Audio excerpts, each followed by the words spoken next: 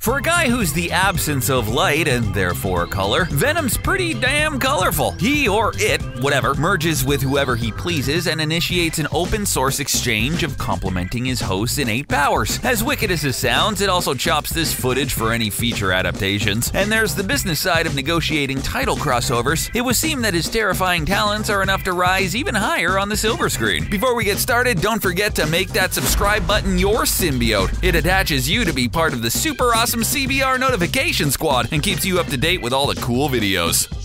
Humbled and humiliated. Ven-Nun. We all know that Venom can switch costumes like a teenage girl, but it only becomes a bad habit depending on whose body he inhabits. How about that guy from Aerosmith?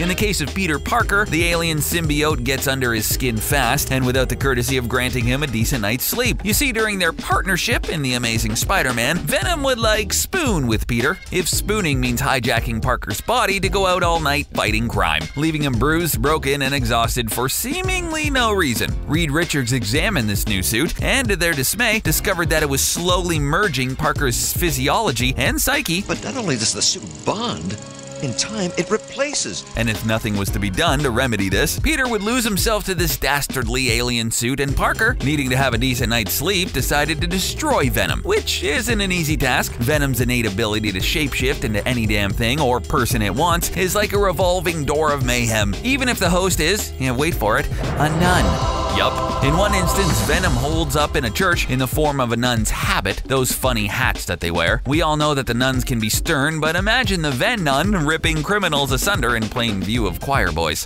Yikes. My suit has cruise control!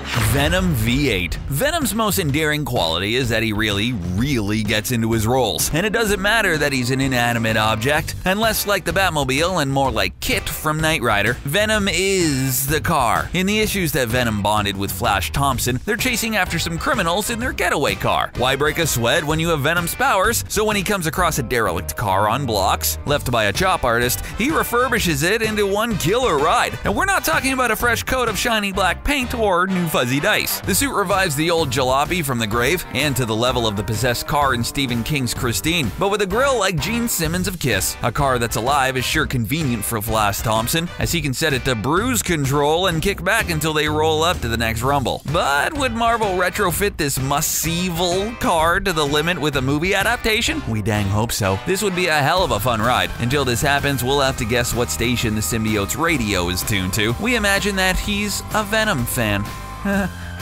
Okay, all right. That okay with you? Yes, sir.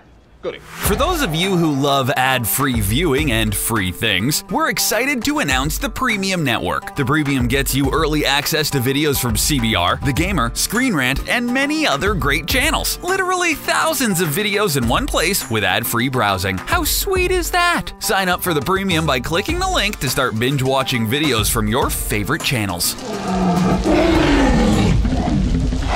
Jurassic Host. It's been well established that Venom can switch up his image at will, but in Old Man Logan, the suit goes super old school by inhabiting the body of a Tyrannosaurus Rex. The book inspired this year's Logan film, and some of you may wish that rather restrained Logan flick had drawn from the source material, because it was darn crazy. The setup in Old Man Logan as a kinder, gentler Wolverine chauffeuring a sightless Hawkeye through a post-apocalyptic America, yes again, and in the Spider-Mobile no less. The pair need to have courage to face this brave new world, navigating the landscape of our broken future, rife with perilous enemies. So it's questionable that Wolvie's adamantium skewers will keep them safe, especially whilst babysitting the blind Hawkeye. Venom, in this messed up paradigm, takes over the hulking body of a Tyrannosaurus Rex, and we can't help but think of a monster mashup more terrifying than this. There was a distinct lack of dinosaurs in Logan, because that reality would be challenging, to say the least, to set up. Is there an Ice Cube's chance in Arizona to see the symbiote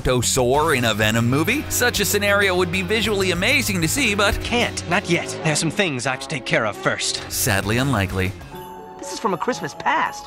Santa Claus. There was a time when Marvel attempted, and still is in the act, of softening Venom's hostile facade. Nothing a little mistletoe and aerosol snow can't fix to help transition him from a spider baddie to a well-formed anti-hero who's determined to save Christmas from some cowardly thugs by summoning the Salvation Army. Actually, it was the Salvation Army that's being callously robbed, so Venom called himself. Eddie Brock is the meat popsicle in which Venom is possessing with the Christmas spirit, and they decide to go undercover as Santa Claus, collecting donations on the street to lure these bandits. The easy pickings of the donation get worked like a charm, and Venom is free to strike and finish them until a kind-hearted old lady stepped in and tried to impart the reason for the season. Happy holidays, everybody. She's encouraged him to spare them with a stern warning, and we're sure that they would fly straight after encountering Venom's claws with an appetite for brain pudding. However, would a Christmas Venom flick get the green light? Probably not.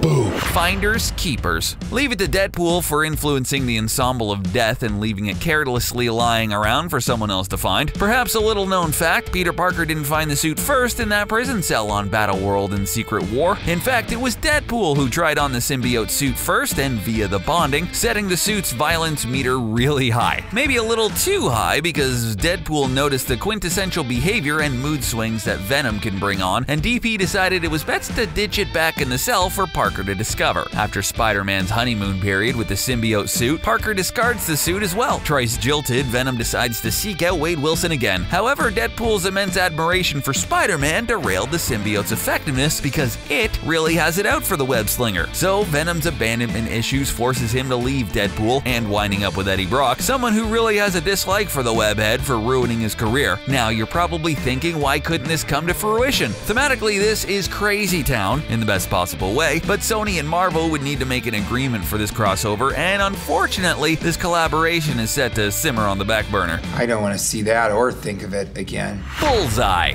Venom's been bested in a wide variety of ways by a myriad of superheroes, but never has he been sidelined by man's best friend. Bullseye is the hero who's renowned for being able to utilize pretty much anything against his villains. And such is the case when he used a small dog as an arrow and lodged it in Venom's eye. Although Venom struggled through this, he continued to duke it out with Bullseye, with the bottom half of the pooch sticking out of his eye socket, flopping around like a bizarre parasite. It would seem that half of the dog was absorbed by the symbiote suit. Imagine this on the silver screen would be flat out hilarious and a lot more creepy because mutated dogs are, well, creepy. Like in 1978's Invasion of the Body Snatchers or 2003's Hulk, although we doubt the studios will throw us a bone, and we'll probably keep a tight leash on the depiction of Venom with a little mutt in his eye. Wait, what? And the costume. A boy pretending to be Spidey? Now I've seen everything. Does this symbiote make my butt look big? The battle of the sexes seems to be an age-old one, but battle with both genders in the Marvel and DC universe is the next brave frontier. Feminizing some of these franchises' male characters have given flight to Supergirl, Batgirl, and She-Hulk. She-Venom, on the other hand, was a baffling sight. She-Venom was a blip on the gender crossover radar back in the 1990s, with the suit migrated from Eddie Brock's to his lovely wife, Anne Weying, and her fetching figure. In that skin-tight black getup crowned with Venom's snarling face just didn't translate well with readers. A sexy Venom flopped so badly that a subsequent writer not only killed off She-Venom, but also laid Anne Weying for rest for good measure. That's as definite as can be, and knowledge of this decision loudly telegraphed that She-Venom wouldn't join the ranks of female superhero counterparts. We guess that you're stink out of luck if hot symbiote ladies are your thing. Sorry. We'll see each other soon enough.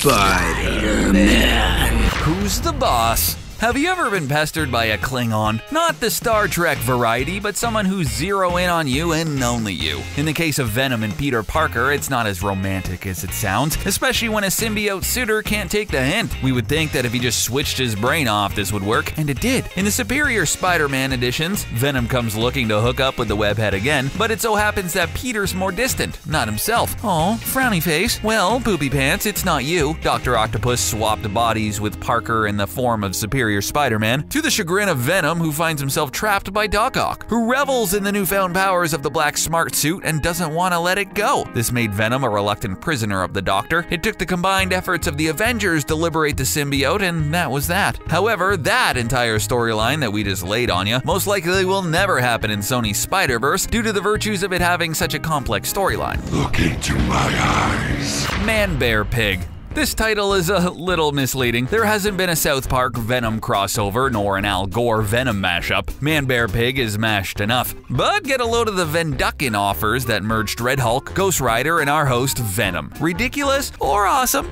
A healthy dose of each, maybe. So it goes the symbiote fused with the Red Hulk, but Ghost Rider's spirit was hanging on outside the spacious innards of the Crimson Brute. So when it was go time, the spirit of vengeance and Venom morphed into the same hulking body whilst riding Ghost Rider's chopper. It's a seizure-inducing sight. One of them screamed a new battle cry, "We am smash for vengeance." That sounds like a captivating watch, no? Bizarrely enough, this awesome sauce spoils the pot for Sony Entertainment, should they decide to launch their own cinematic universe. After all, it's hard to top a franchise's first blockbuster, and this combo of heavy hitters in a wide theatrical release seems like a surefire winner. Try and top that! Although if they switch one of these Trinity with, say, Doctor Doom, that could bring its success down a few notches. Not to mention the legal issues ironing out this deal. Oy kavald. Parker, you are such a Boy Scout. When are you gonna give a guy a break?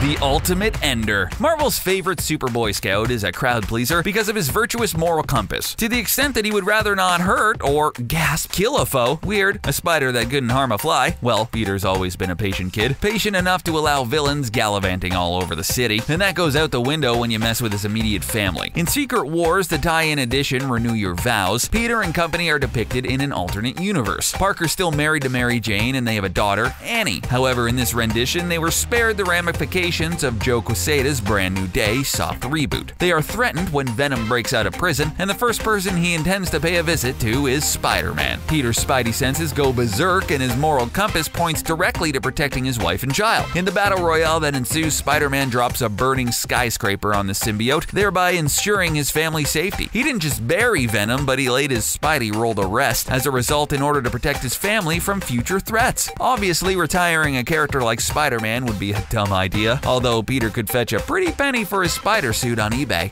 Who are you? You know who I am. I do. Do you think that Spider-Man's alter ego isn't getting a fair shake? Is this bad boy or girl image ruining his chance to break through the wider audiences in future blockbusters smash-em-ups? Merge with our comments section below and imprint your thoughts. While you're here, don't forget to subscribe and check out our awesome playlist. Thanks for watching.